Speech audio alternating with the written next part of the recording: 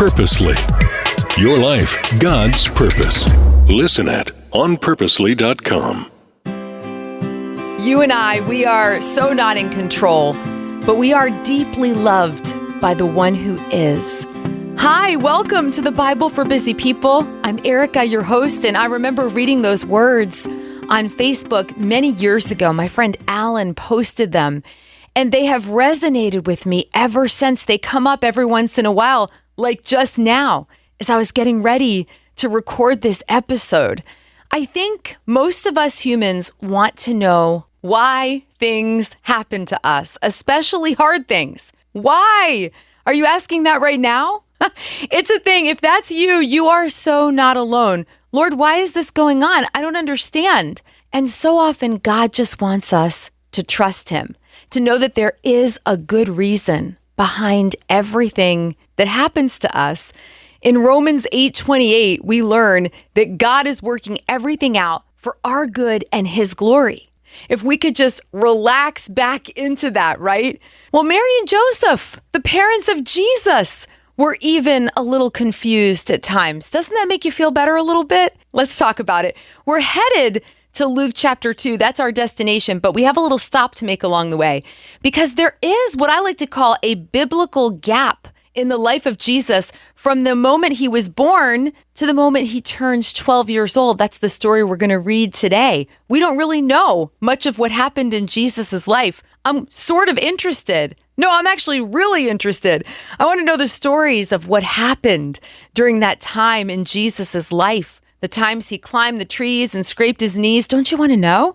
Maybe someday in heaven we'll find out. But for now, Luke chapter 2, beginning in verse 41. Every year, Jesus' parents went to Jerusalem for the Passover festival. When Jesus was 12 years old, they attended the festival as usual. After the celebration was over, they started home to Nazareth, but Jesus stayed behind in Jerusalem. His parents didn't miss him at first because they assumed he was among the other travelers. But when he didn't show up that evening, they started looking for him among their relatives and friends. When they couldn't find him, they went back to Jerusalem to search for him there. 3 days later, they finally discovered him in the temple, sitting among the religious teachers, listening to them and asking questions. All who heard him were amazed at his understanding and his answers. His parents didn't know what to think. "Son," his mother said to him, "why have you done this to us? Your father and I have been frantic, searching for you everywhere." Now, I want to pitch a small tent here for Mary.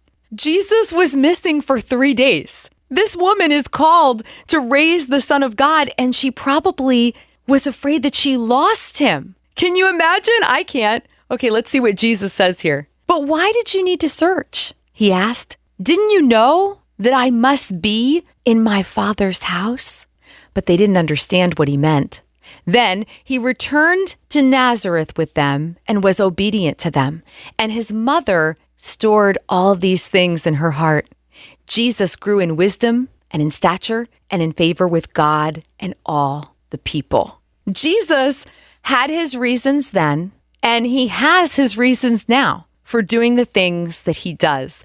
I don't often read the King James on this podcast, but today I want to read Luke chapter 2, verse 49 in the King James. Hopefully I can do this.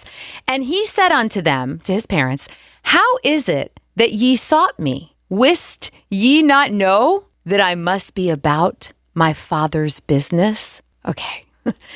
Wow. I want you to ponder for a moment that Jesus is always about his Father's business. Sometimes that's the answer, my friend. That's it. Lord, why is this going on? I am about my Father's business. I'm doing what he wants me to do in your life, and it is going to come out in the wash, so to speak, for your good and my glory. I know it's a lot to take in, and I'm actually feeling the weight of this with you. It's profound and yet very simple too. You can see Mary and Joseph so concerned, so confused. Where were you? God, where are you? That's what you might be saying today. He is about his Father's business. And I do want to go back to my Father's house. what he says in the typical translation that you and I read together, the New Living Translation, NLT, I want to share with you a passage from the Gospel of John, chapter 14, beginning in verse 1. This is the night of the Last Supper, the night before Jesus gave his life for you and for me on the cross, the night before he died for your sins and mine, defeating death, hell, and the grave and everything we're afraid of, just days before he rose again and opened up the doors of heaven for us, reconciled us with God. What a story, and it's all true. So join me now, John chapter 14, verse 1. Don't let your hearts be troubled. This is Jesus speaking. Trust in God and trust also in me. There is more than enough room in my Father's home. If this were not so, would I have told you that I'm going to prepare a place for you? When everything is ready, I will come and get you, so that you will always be where I am, and you know the way to where I am going. No, we don't, Lord, Thomas said. We have no idea where you are going, so how can we know the way? Thomas, feeling out of control, feeling confused, just like you and I often do, Jesus told him, I am the way, the truth, and the life. No one can come to the Father except through me. If you had really known me, you would know who my Father is. From now on, you do know him and have seen him. Wow, you can cover a lot of ground in 7 minutes, turns out. I want you to know that whatever you're going through today, Jesus has a why. There's a why for it. There's a reason. He's looking at you, I believe, with all my heart and saying, didn't you know that I would be about my Father's business?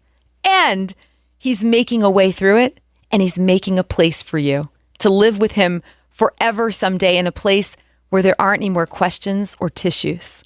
All right, until next time, you do have time to read the Bible, and you are so loved.